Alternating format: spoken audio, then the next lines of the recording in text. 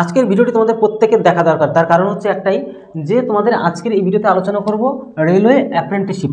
দেখো, তোমরা যদি এই অ্যাপ্রেন্টিসশিপ যে কোর্সটা যদি করো, তাহলে তোমাদের কাট অফ অনেক কম যায়, তোমরা অল্প নাম্বারেই সিলেক্টেড হয়ে রেলের চাকরি করতে পারবে।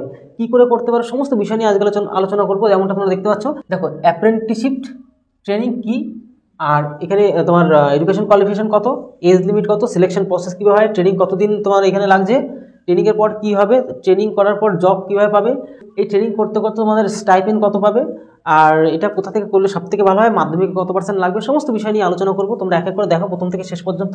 তাহলে এই যে অ্যাপ্রেন্টিসশিপ যে ট্রেনিংটা, এটা সম্বন্ধে তোমাদের আর কোনো রকম কনফিউজ থাকবেই না। এটা কিন্তু একদম নিউ আপডেট, আর তোমাদেরকে A to Z অ্যানালাইসিস করে আজকে ভিডিওতে তোমাদেরকে বলছি। দেখো, এই যে অ্যাপ্রেন্টিসশিপ যে ট্রেনিংটা, এটা অ্যাকচুয়ালি কি, এটা এই ট্রেনিংটার মাধ্যমে তুমি যেই সংস্থায় যাও না কেন, সেই সংস্থার সমস্ত ধরনের কাজ তোমাদেরকে শেখানো হবে। ধরো তুমি যদি রেলের অ্যাপ্রেন্টিসশিপ করো, তাহলে তোমাকে রেলের যে ধরনের কাজগুলো হয়, রেলের যে ওয়ার্কশপের যে সমস্ত কাজগুলো, সমস্ত কিছু এখানে শেখানো হয়। চলো এক এক করে তোমাদের সাথে আলোচনাও করছি।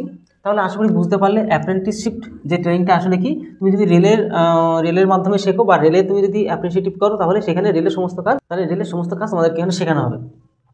এবার এডুকেশন কোয়ালিফিকেশন মানে শিক্ষাগত যোগ্যতা তোমার কী লাগবে। তুমি যদি মাধ্যমিক পাস করো এবং তার পাশাপাশি যদি 50%-এর বেশি নাম্বার পাও, 50%-এর কম হলে চলবে না, 50%-এর বেশি তোমাকে নাম্বার পেতে হবে।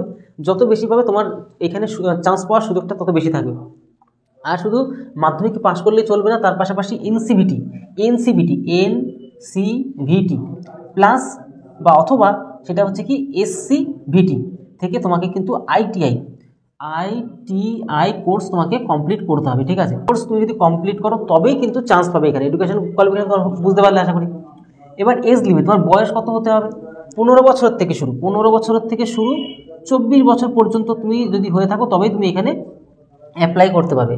আর ওবিসি হলে 3 বছরের ছাড়, আর এসসি আর এসটি হলে 5 বছরের ছাড় আছে। ঠিক আছে, তাহলে এখানে ওবিসি হলে 24 আর 3 কত 27, আর হচ্ছে 24 আর 3 কত 29 বছর পর্যন্ত এখানে ছাড় আছে। ঠিক আছে, তাহলে তুমি বুঝতে পারলে।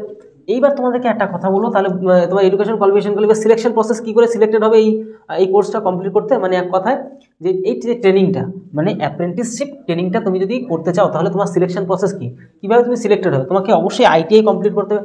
আইটিআইতে অবশ্যই যথেষ্ট বেশি ভালো নাম্বার পেতে হবে। এর পাশাপাশি মাধ্যমিকে, মানে এক কথা মাধ্যমিক এবং আইটিআই নাম্বার উপর ভিত্তি করে তোমাকে কিন্তু এখানে সিলেক্টেড করা কোনো রকম এক্সাম দিতে হবে না। ঠিক আছে, তুমি ওই দুটো জিনিসের যত বেশি নাম্বার হবে, তোমার সিলেকশন হওয়ার সম্ভাবনা কিন্তু তত বেশি। মানে কি, মাধ্যমিকের নাম্বার আর আইটিআইয়ের নাম্বার, ঠিক আছে, এই দুটো নাম্বার উপর নির্ভর করে তোমাদেরকে সিলেক্টেড করা হয় এখানে। ঠিক আছে, তাহলে ক্লিয়ার হয়ে গেল।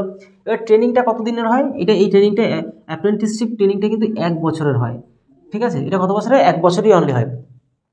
এবার এই ট্রেনিং হওয়ার পরে কি হবে, এই ট্রেনিংটা হওয়ার পরে তোমার একটা এক্সাম নেওয়া হবে। মানে টোটালটা কমপ্লিট করার পরে একটা এক্সাম নেওয়া হয়। ঠিক আছে, ওই এক্সামে তুমি যা মানে আর কি পাবে, তার উপর তোমাকে কিন্তু পাস করলে এনএসি এটা তোমার মানে কি ন্যাশনাল অ্যাপ্রেন্টিসশিপ যে ট্রেনিংয়ের যে সার্টিফিকেট, সেটা তোমাকে দেওয়া হবে। ঠিক আছে, এবার ট্রেনিং করার পর জব কীভাবে পাবে, জবটা পেতে মানে সুবিধা হয় কী করে। তুমি যদি রেলের এটা করে থাকো, রেলের ট্রেনিংটা করে থাকো, তাহলে তুমি রেলের 20% যখনই মানে কোনো রিক্রুটমেন্ট বেরো হোক না হোক, মানে রেলের গ্রুপ ডির জন্য স্পেশালি 20% সংরক্ষিত থাকে মানে ভ্যাকান্সি। ঠিক আছে, মানে 100টা সিটের মধ্যে 20% সিট কিন্তু এনাদের জন্য সংরক্ষিত থাকে। সেই কারণের জন্য এদের কী হয়, এরা তো বেশি পরিমাণে থাকে না, তাই এদেরকে যারা অ্যাপ্রেন্টিসশিপ করে তাদের ক্ষেত্রে কিন্তু চাকরি পাওয়ার সম্ভাবনা কিন্তু প্রায় 99%ই হয়ে যায়। কারণ এখানে তোমার কাট অফটা অনেক কম যায়। এর আগের বার অনেক মানে জন্য দেখা গেছে যে অন্যান্য যারা জেনারেল যেখানে কাট অফ যাচ্ছিল 75-80 করে, এখানে তাদের কিন্তু কত, কারো শুনেছিলাম 12, 13, 17, 18 নম্বরেই পাস হয়ে গেছে, শুধুমাত্র 12, 13, 18। মানে বুঝতে পারছো কত ডিফারেন্স এখানে। তাই মানে এই কোর্সটা করে থাকলে তোমাদের কিন্তু সুবিধা হয়, আলাদা করে কাট অফ হয় এখানে।